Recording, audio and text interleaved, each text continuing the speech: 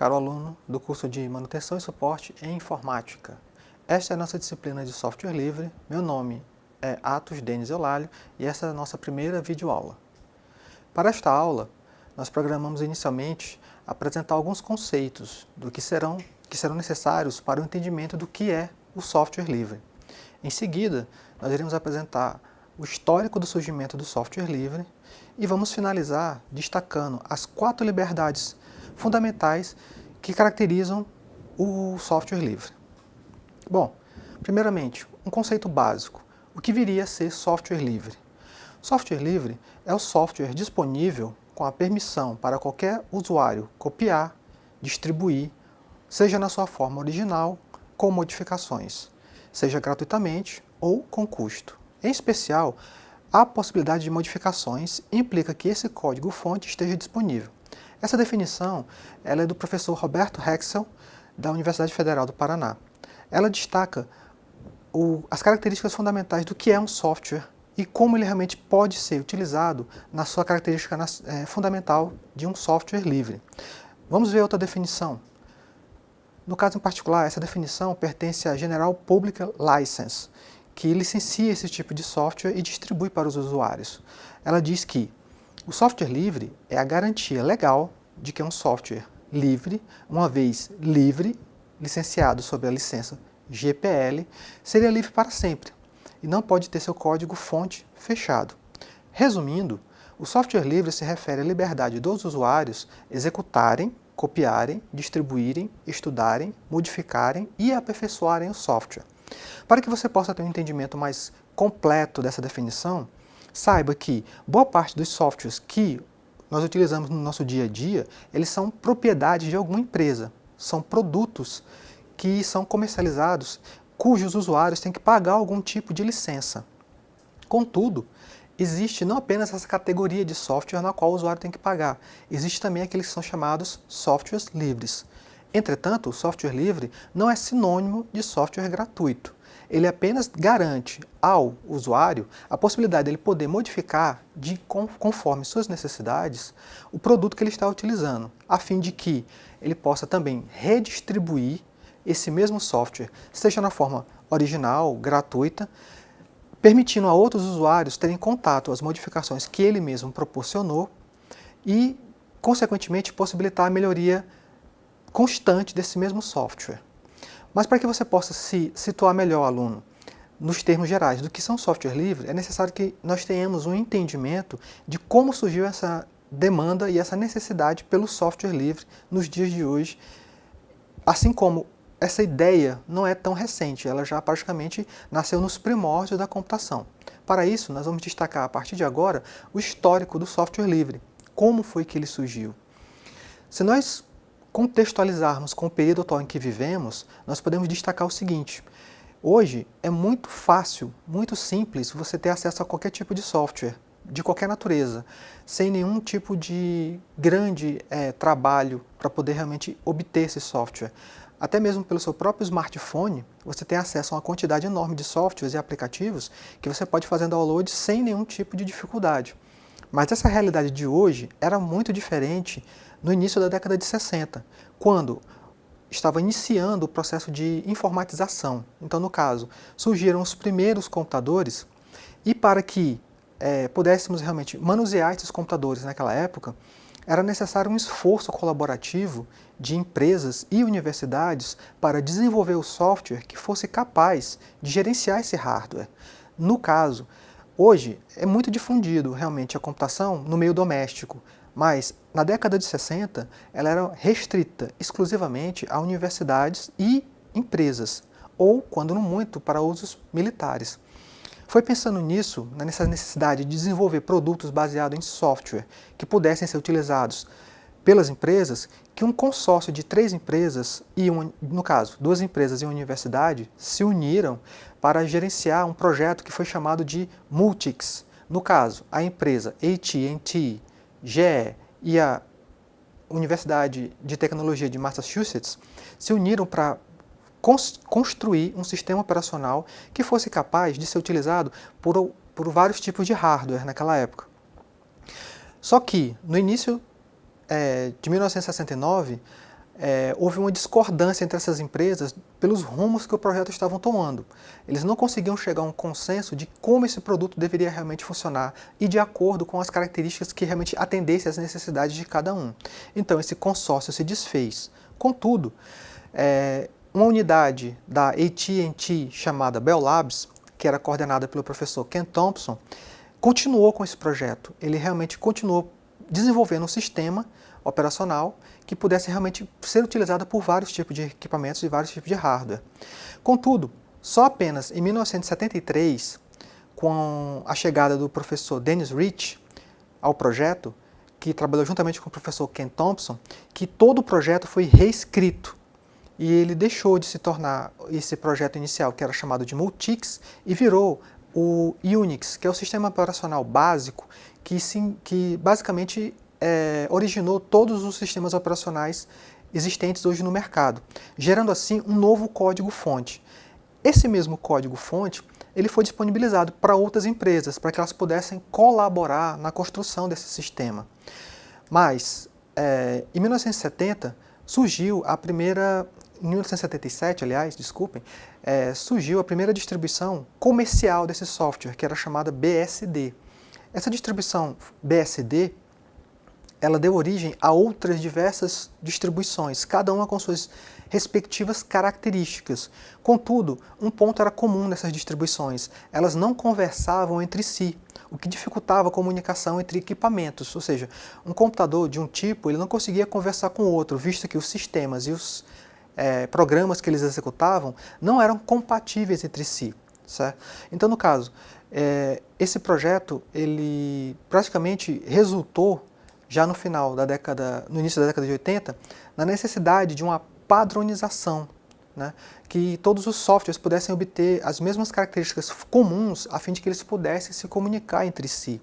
Foi pensando nisso que a IEEE, o Instituto de Engenharia Elétrica e Eletricidade dos Estados Unidos, padronizou uma coisa que ele denominou de POSIX, Padrão Básico de Portabilidade de Interfaces para Sistemas Operacionais. Embora houvesse essa padronização, ainda assim persistiu a disputa entre diversas empresas, cada uma querendo gerar o seu próprio produto baseado em software. Então, no caso, empresas como a HP criou sua própria versão do Unix, a AIX também, a Xenix, IR, a Sun, várias outras criaram produtos baseados em software que não conseguiam conversar entre si, que não conseguiam compatibilizar a comunicação entre si. Foi pensando nisso que, ainda na década de 80, o Richard Stallman, um pesquisador, iniciou um projeto que ele chamou de GNU, onde ele permitia a possibilidade da colaboração entre usuários, técnicos, que pudessem realmente colaborar com o desenvolvimento de um produto baseado em software. Richard Stallman ele trabalhou durante muitos anos no núcleo operacional do seu sistema GNU. Contudo, ele nunca conseguiu realmente pô-lo em prática.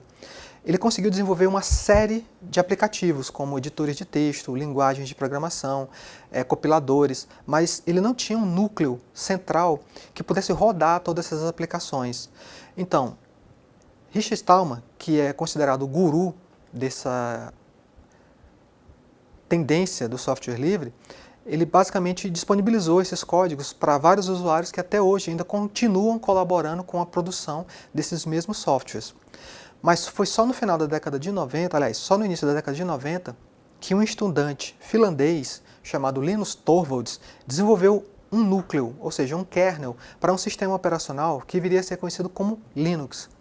A criação do sistema operacional GNU Linux basicamente é o maior esforço colaborativo para desenvolvimento de um produto baseado em software. Estima-se hoje que cerca de mais de 100 mil usuários ao redor do mundo colaboram e desenvolvem o Linux gratuitamente, na maioria dos casos. Como a gente destacou lá no início da definição, embora o software seja um software livre, não necessariamente ele é sinônimo de software gratuito. Ou seja, embora muitas pessoas colaborem de bom grado para o desenvolvimento de um produto baseado em software que possa ser disponibilizado por toda a comunidade e assim compartilhado por todos, para que todos possam colaborar, há também por trás dele empresas, e empresas que também têm suas finalidades proprietárias, que podem realmente vir a cobrar por alguma demanda que foi desenvolvida nesse produto baseado em software. As primeiras distribuições Linux que surgiram, no caso, algumas já famosas e consolidadas no mercado são a Slackware, a Red Hat, o Debian, SUSE, porque o Linux, diferentemente do que acontece, por exemplo, com o Windows, que é muito conhecido, ele não tem apenas uma única distribuição, ele tem várias distribuições, cada uma com suas respectivas características. Linus Torvalds até hoje ainda continua colaborando com o projeto do Linux, no caso. Ele ainda encabeça a equipe de desenvolvimento do núcleo central, ou seja, do seu kernel. E até hoje ele libera as correções e as versões estáveis desse kernel para a comunidade, para que ela continue trabalhando e contribuindo com a melhora constante do Linux. Essas são apenas algumas distribuições famosas e já conhecidas do Linux, no caso. As mais famosas são Slackware, Red Hat, Debian, SUSE, Fedora, CentOS, Ubuntu e outras mais. No histórico de produtos de software, o Linux, com certeza, ele ganha destaque. Ele é, como eu já disse anteriormente, o maior esforço colaborativo na produção de um software livre. Contudo, existe uma gama de produtos gratuitos, na sua maioria, que se compatibilizam com outros equivalentes que são proprietários. Um exemplo disso a gente pode destacar a partir de agora, no caso, a suíte de escritório do Office, que pertence à empresa Microsoft. Ela também tem os seus equivalentes no mundo do software livre. Nós podemos destacar, por exemplo, o seu editor de texto padrão, que você vem utilizar normalmente, que é o Word, no caso. Ele também tem versões gratuitas, como o Write, o ABIWord, o Keyword, o Excel, que é proprietário e pago. Ele também tem os seus equivalentes gratuitos e livres, no caso, o Calc, GNumeric, o Casperad.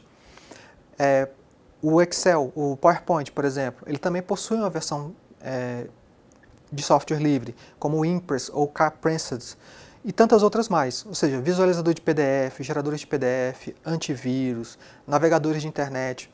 Um exemplo, o navegador nativo que vem no Windows, que automaticamente é um produto proprietário de software, que é o Internet Explorer. Hoje, a sua versão mais nova é o Microsoft Edge. Ele possui uma série de softwares livres que são comumente usados, inclusive, dentro do próprio Windows. Exemplo disso, o Firefox, o Google Chrome, o Opera, o Conqueror e tantos outros mais. Existem vários produtos, ou seja, é bem provável que para cada tipo de produto proprietário que você venha a obter pagando pela sua licença de uso, você encontre um equivalente tão bom também no universo de software livre. Mas o que caracteriza de fato um software livre é o que nós chamamos de suas 4 liberdades. Para que esse software seja realmente considerado livre, ele tem que possuir esses 4 itens. Nós vamos destacar um por um a partir de agora. No caso, a liberdade, conhecida como liberdade número 0 para o software livre, diz que a liberdade de executar o programa para qualquer propósito, ou seja, o usuário, quando adquire um software proprietário, ele fica restrito às regras de normatização de uso que a empresa que vendeu a licença normatiza ao usuário.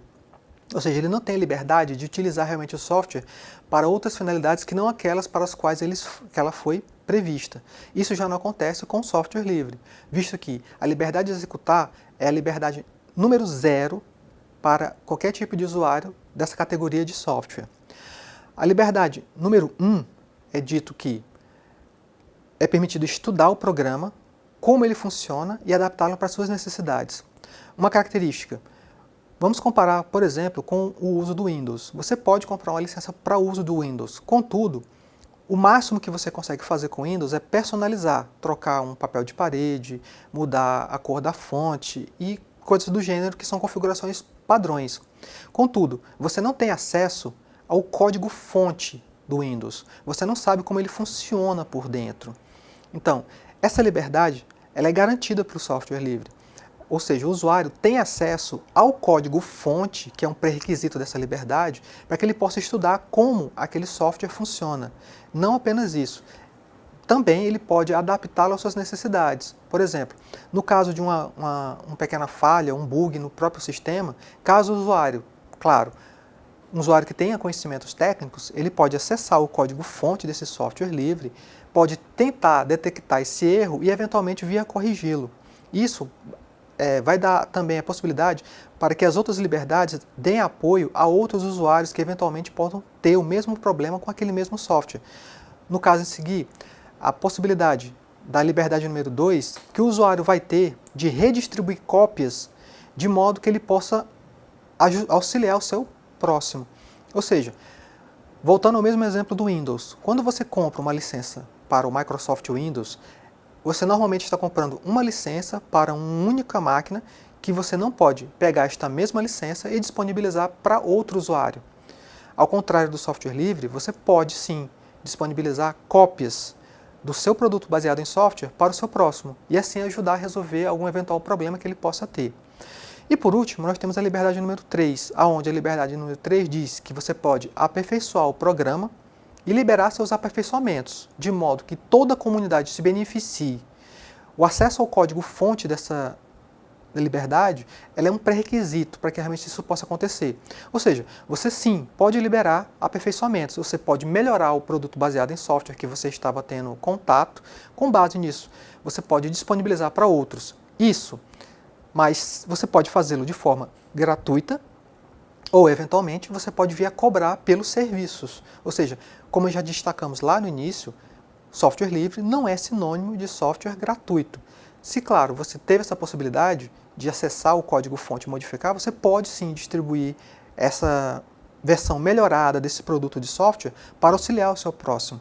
Mas é claro que, eventualmente, caso necessário, ou se for realmente uma questão de custos, você pode vir eventualmente a cobrar por esse software.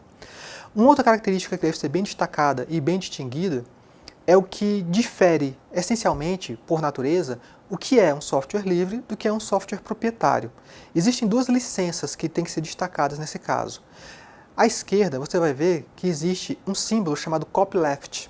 O copyleft ele é algo que se contrapõe ao copyright.